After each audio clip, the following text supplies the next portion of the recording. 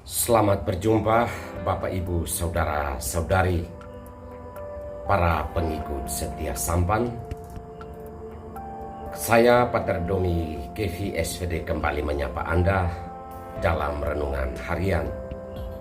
Semoga kita semua senantiasa dilindungi dan diberkati Tuhan. Saudara-saudari terkasih, hidup ini tidak semuanya nyaman, tidak semuanya mulus, dan tidak semuanya berupa kegembiraan dan kebahagiaan. Hidup ini juga tidak semuanya sakit, tidak semuanya adalah kegagalan. Ini kalau kita memang benar-benar memahami hidup itu sebagai suatu keutuhan. Hanya orang-orang yang memahami baik kehendak Tuhan sajalah yang akan mampu bersabar dalam sakitnya hidup, dan yang tidak akan pernah lupa bersyukur dalam bahagianya hidup. Hari ini sabda Tuhan mengajak kita untuk sedikit bertolak lebih dalam untuk memahami kehendak Allah di dalam hidup yang utuh ini. Kalau kita mendengar dalam bacaan pertama surat Paulus kepada jemaat di Kolose,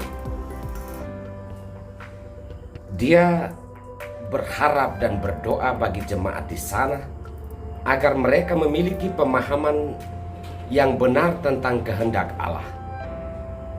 Karena pemahaman yang benar tentang kehendak Allah itu akan membuat orang untuk memiliki kesabaran, harapan dan ketabahan dalam menjalani hidup, dan juga akan membuat orang untuk tetap bersyukur kepada Allah, karena Allah punya penyelenggaraan yang utuh terhadap hidup ini, entah susah maupun senang.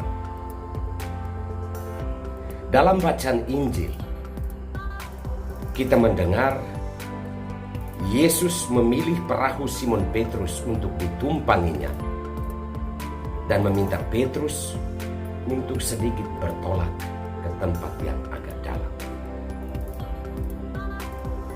Pertanyaan kita adalah, mengapa perahu Simon Petrus? Saudara-saudari terkasih, yang jelas bahwa Yesus tidak mungkin naik ke semua perahu karena dia seorang diri. Tetapi kalau kita bisa menafsir, kita akan bisa mengatakan bahwa Tuhan Yesus mau menumpang di setiap perahu yang kita miliki. Perahu itu mungkin adalah pekerjaanmu, keluargamu. Perahu itu bisa berupa panggilan hidupmu, relasimu, dan apapun. Dan Yesus selalu berdiri di situ, hendak menumpang di situ. Perahu itu bisa berupa baptisan kita. Jika itu berupa baptisan, berarti Tuhan Yesus mau menumpang dalam hidup kita semua. Tujuannya apa? Supaya memberikan pemahaman yang utuh dan benar tentang kehendak Allah, agar kita bisa mampu memahaminya. Setelah dia naik ke atas perahu Simon Petrus dan bertolak ke tempat yang dalam, Petrus baru paham bahwa ia tidak begitu lihai sebagai seorang nelayan yang mampu menghitung waktu kapan harus menangkap ikan. Petrus mengatakan, "Tuhan, tinggalkanlah aku orang berdosa."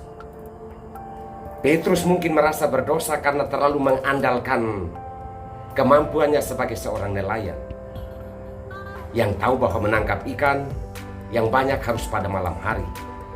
Tetapi ketika Yesus datang menyuruh di siang bolong, mengubah seluruh tatanan pengetahuan Petrus tentang kenelayanan, kemudian mereka menangkap ikan dalam jumlah yang besar, bukan pada waktu yang tepat.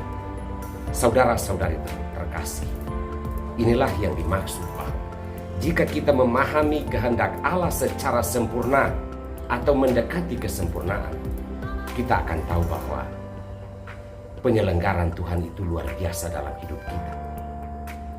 Dan setelah kita sadar, mungkin kita akan merasa bahwa harta kekayaan itu tidak perlu dikejar.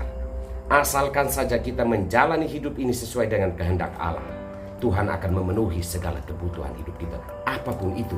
Sebagaimana yang dikatakan Paulus kepada jemaat di Kolose, bahwa kalau kita memiliki pemahaman yang benar tentang kehendak Allah, Tuhan akan memberikan apapun, melengkapi kehidupan kita secara utuh. Saudara-saudari terkasih, marilah kita berjuang untuk memahami kehendak Allah secara baik. Bertolak sedikit lebih ke dalam tentang iman Katolik, bahwa iman Katolik tidak terlalu membosankan. Iman Katolik itu tidak mati angin. Iman Katolik itu bukan sesuatu yang monoton, yang menjengkelkan dan membosankan. Tetapi iman Katolik mengajarkan tentang hal yang realistis tentang hidup.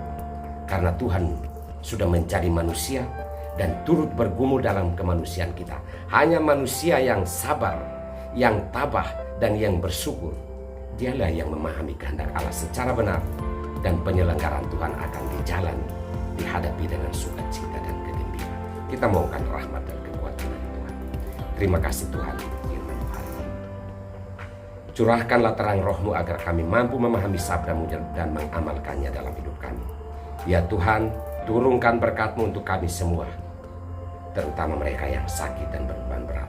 Demi nama Bapa dan Putra dan Roh Kudus. Amin.